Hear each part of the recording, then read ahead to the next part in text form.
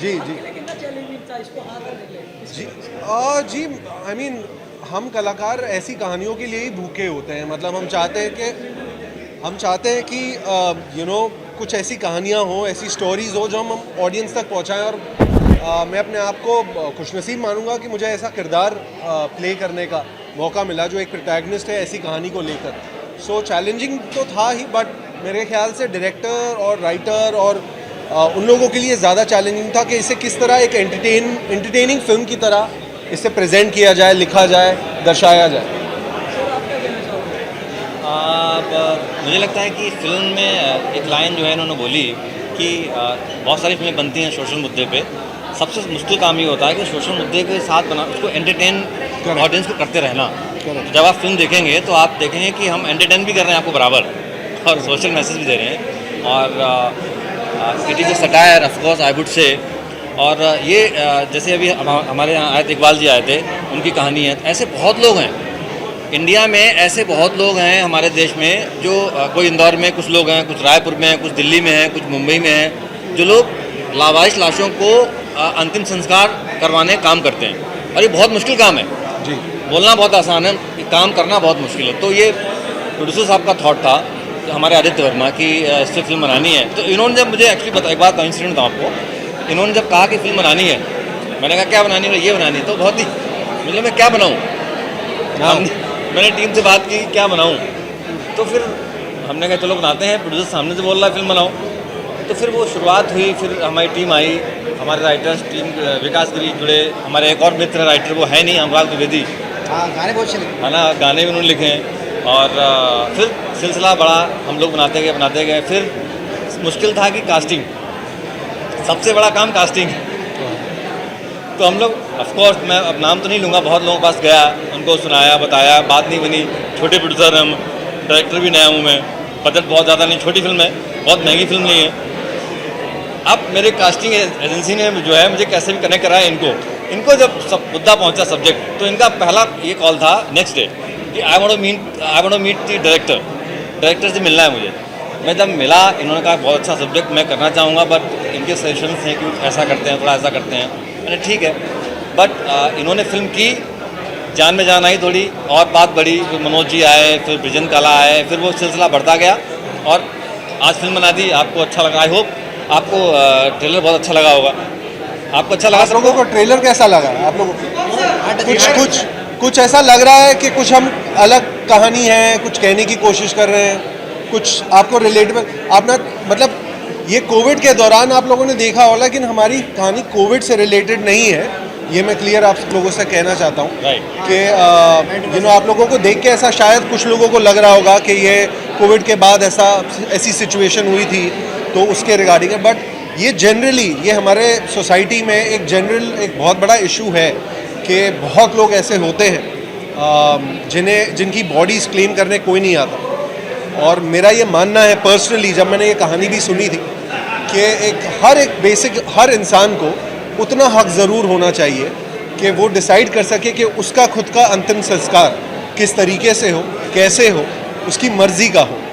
तो ये बात मतलब सोसाइटी में हमारे इशू है। जो आप स्टेटिस्टिक्स अगर उठा के देखेंगे जो हमने फिल्म में दिखाई है कि आंकड़े जो हैं, तो वो आपको दिखाई देंगे कि ये कितना बड़ा इशू है एक्चुअली।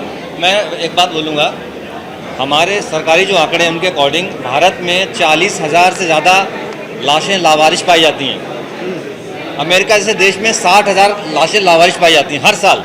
ये वो आंकड़ा है जो पेपर पे है। अब आप सोचो, पेपर पे 60,000 है, 40,000 है, तो एक्चुअल में कितना होगा? तो ये कहानी बेसिकली लावारिस लाशों की कहानी है कि। और मैं एक बात और बोलना चाहूँगा कि लावारिस लाश का मतलब ये नहीं होता है कि उसका कोई है नहीं। ऐसा भी होता है कि लोगों के बच्चे हैं, लेकिन जब लास्ट मोमेंट आता है तो लावारिस लाश की तरह रह जाते हैं। तो ये पूरी फिल्म आप देखो तो आपको समझ में आएगा। अब हम उनको पूरी कहानी नहीं बताते। नहीं, पूरी कहानी नहीं बता रहा हूँ मैं।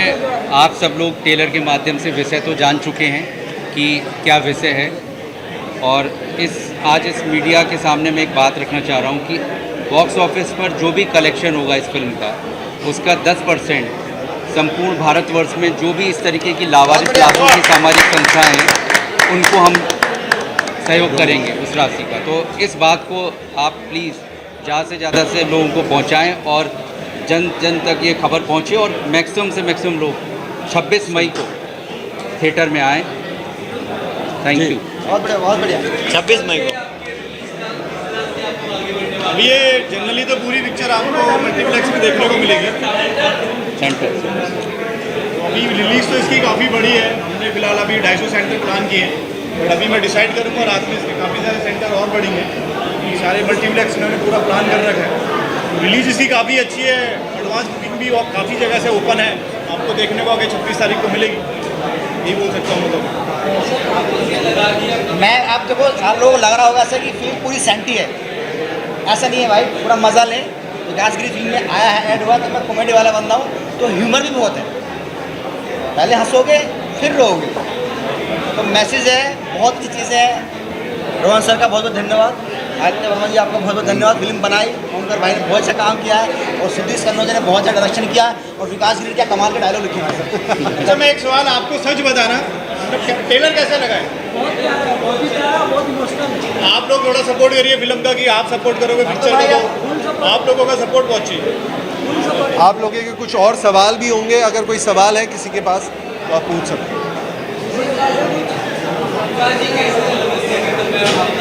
हाँ जी,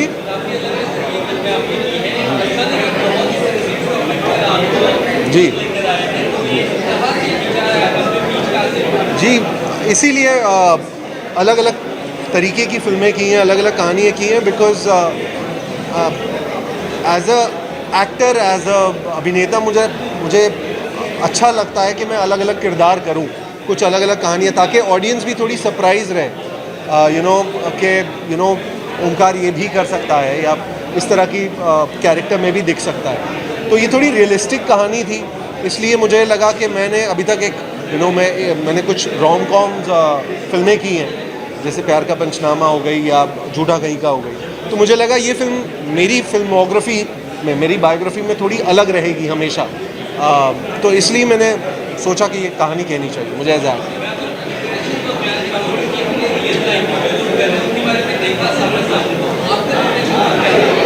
जीत आया पीवीआर से, अजीत जी, एक्चुअली हम कुछ दिन पहले एक्चुअली पहुँचे थे, कुछ लोगों से इन्होंने मुझे मिलवाया, जैसे आप लोगों ने अंदर इकबाल जी को आप मिले, तो उनसे थोड़ी, हर एक्टर जो एक रिसर्च करता है अपने कैरेक्टर के बारे में, तो वो चीज़ें थी ज़रूर, कुछ नॉलेज थी, इन्होंने मुझे काफ़ी स्पॉटलाइट डाला उन चीज़ों पे कि ये इश्यूज़ हैं। तो मेरे लिए भी एक सरप्राइज़ था जब मैंने कहानी सुनी थी, इसलिए मैंने जब सिनॉप्सिस पढ़ा था तो मुझे लगा यार ये कुछ अलग है कहानी और ये रियल इश्यूज़ हैं हमारे सोसाइटी में, तो हाँ, इसलिए मैंने definitely as a actor research करी। Thank you. Thank you everyone. सबके सवाल पूरे हो गए। मई को रिलीज़ होगी थिएटर्स में, सिनेमाघरों में, all India, all over the world. आप लोग प्लीज़ ज़रूर देखिए। इसमें सोशल मैसेज भी है, एंटरटेनमेंट भी है, और आप लोगों का सपोर्ट बहुत ज़रूरी है, बिकॉज हम एक छोटी फिल्म बना रहे हैं, लेकिन इस फिल्म का दिल बहुत बड़ा है, इस फिल्म का मैसेज बहुत बड़ा है, और अगर हम समाज में, सोसाइटी में कुछ बदलाव ला सकते हैं तो हमें लगेगा कि हम कामयाब रहे। और आई थिंक इस तरह की फिल्में, मुझे लगता है कि हाल फिलहाल में आप लोग सपोर्ट कर रहे हैं, जैसे कश्मीर फाइल्स हो गया या केरला स्टोरी हो गई, तो हमारी भी फिल्म को उसी तरीके से अगर आप लोग सपोर्ट करते हैं तो लगता है हम भी काफ़ी अच्छा कर पाएंगे। सो आप लोगों की सपोर्ट की, ऑडियंस की सपोर्ट की बहुत ज़रूरत है। Thank you so much. Thank you everyone. साथ में बैठ के देखें, क्योंकि आज कंटेंट ओरिएंटेड फिल्में ही बनती हैं और कंटेंट ही बहुत बड़ा स्टार है। तो इस फिल्म का कंटेंट बहुत बड़ा स्टार है, आपको बहुत अच्छा लगेगा। बहुत अच्छे एक्टर हैं, मैं हूँ, बहुत सारे अभिनेता हैं, विजेंद्र कालरा है, और ह्यूमर, तिरछी ह्यूमर के साथ एक सत्य अपने सामने हमें दिखेगा। इतनी ज़बरदस्त फिल्म बनी है, आप ज़रूर देखें और लावास्ते को आप अपने मित्रों को, अपने परिवार को भी कहें कि ये फिल्म ज़रूर देखें, क्योंकि आज दावस्ते जैसी फिल्में समाज की जरूरत। Thank you very much. एक अच्छा प्रमोशन की ज़रूरत होती है, एक अच्छा मार्केटिंग की ज़रूरत होती है। मैं कुरुश रेबू, आप सब लोग मुझे डॉक्टर रुस्तम पावरी के किरदार मुन्ना भाई MBBS से जानते हैं। मैंने यहाँ भी एक डॉक्टर का किरदार किया है, लेकिन साइकियाट्रिस्ट का किरदार किया है, और जो मेन प्रोटैगनिस्ट है उसके साथ मेरा मेन रोल है। तो I really enjoyed my character, मुझे बहुत अच्छा लगा, और पूरी टीम के साथ मुझे काम करने का अच्छा लगा। मनोज भाई जोशी के साथ भी मैंने काम किया है इस फिल्म में। तो मैं चाहता हूँ कि अगर अच्छी फिल्म बनती है तो उसके लिए प्रॉपर मार्केटिंग, प्रॉपर रिलीज़ होना ज़रूरी है, और मीडिया का साथ होना ज़रूरी है। तो ऐसी अच्छी फिल्म के लिए हम चाहते हैं कि आप सब लोग का सपोर्ट रहे, और मेरा किरदार भी इसमें अच्छा है, बहुत ही सीरियस किरदार है, कॉमेडी नहीं है। तो ये फिल्म में जुड़े रहने से मुझे भी बहुत एक अच्छा फीलिंग्स हो रहा है कि एक अच्छी फिल्म के साथ मैं जुड़ा हुआ हूँ। लावास्टे एक बेंचमार्क फिल्म है, याद रखिए, अगर ये फिल्म ऑडियंस थिएटर में देखने जाएगी तो छू लेगी, और ये फिल्म उनके दिमाग में कंटिन्यू चलती रहेगी, चलती रहेगी, चलती रहेगी। इट्स नॉट लाइक दैट कि चलो दो घंटे की फिल्म देखी, एंटरटेनमेंट किया, भूल गए, नहीं, ये झंझोड़ के रख लेगी। लावास्ते ऐसी फिल्म है, तो ऐसी फिल्म ऑडियंस को ज़रूर पसंद आएगी, और आप सबका सपोर्ट से हम ये फिल्म बॉक्स ऑफिस पे कामयाब ज़रूर ले जाएंगे। Keep fingers cross. Thank you very much. Thank you.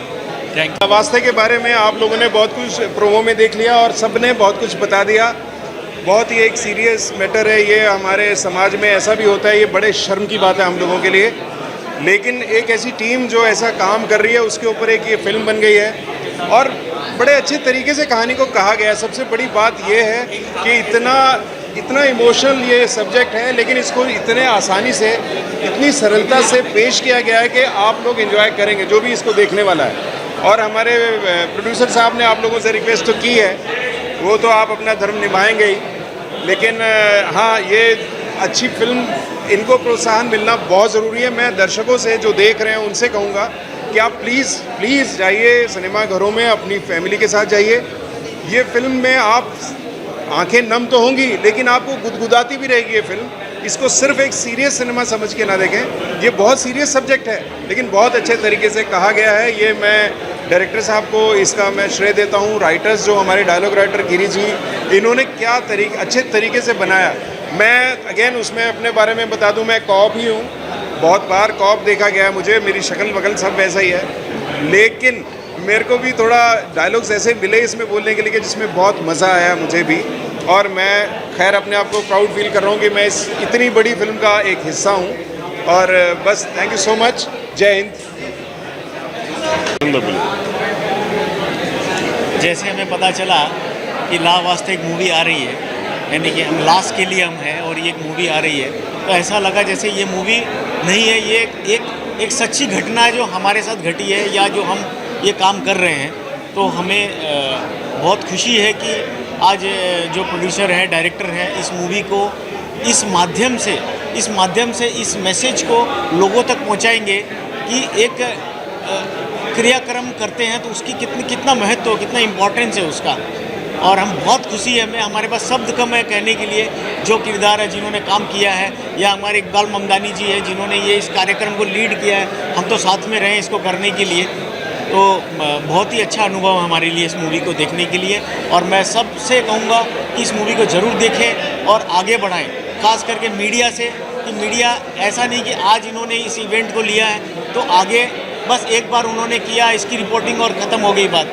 इसको करते रहिए ताकि ये सिर्फ हमारे हिंदुस्तान की कहानी है। आपको पता चलेगा कि यहाँ अगर ऐसा हो रहा है, जहाँ इसकी संस्कृति ऐसी है, तो बाकी जगहों पे क्या होगा। तो मुझे पूरा विश्वास है कि इस मूवी के माध्यम से लोगों के दिल में थोड़ी तो जगह बनेगी कि हमारे माँ बाप की क्या अहमियत होती है, या हमारे परिवारजनों की क्या अहमियत होती है, और उसके लिए आप कम से कम उसके अंतिम समय में साथ दोगे और उनका सही ढंग से क्रियाक्रम करोगे। धन्यवाद। देखिए, मैं ये सबसे पहले तो फिल्म की टीम को बधाई देना चाहूँगा। कि जो कॉन्सेप्ट उन्होंने चुना ये वाकई में एक बहुत चैलेंजिंग है, ख़ास करके पूरे समाज के लिए, पूरे मुल्क के लिए। रही बात हमारे काम को लेकर के, तो मैं फिर वर्मा जी के लिए शुभकामनाएं देना चाहूँगा कि इस टॉपिक को उन्होंने देखा, हमसे बात की, खास करके सुदेश कनौजिया जी जो कि इस फिल्म के डायरेक्टर हैं, बहुत मेहनत करके इस फिल्म को उन्होंने समझा और बनाया। ये दोनों कॉन्सेप्ट अलग है। फिल्म में जो चीज़ें बताई गई है कि किस तरीके से पिता माता अपना खून जला करके अपने बच्चों को बड़ा करते हैं, और एक हर माँ बाप का ये सपना होता है कि अपने बच्चे जो है उनसे ज़्यादा कामयाब बने, जिसको लेकर के वो देश विदेश में अपने बच्चों के लिए कुर्बानियाँ देते हैं।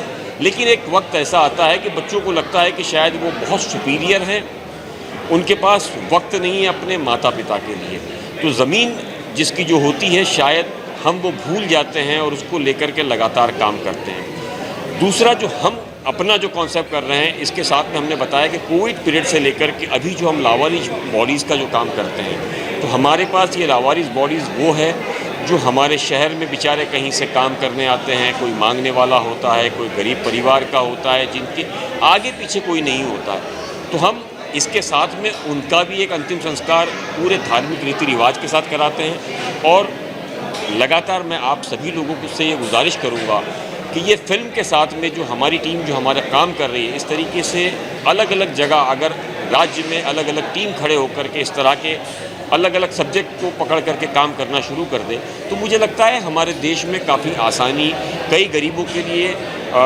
राहें आसान हो जाएंगी इनको काम करने के लिए। बहुत बड़ी चुनौती भरा काम लोगों को लगता है, लेकिन अगर हमने ठान लिया कि हमने करना है तो आप यकीन करिए ये काम आसान हो जाएगा एज ए टीम वर्क।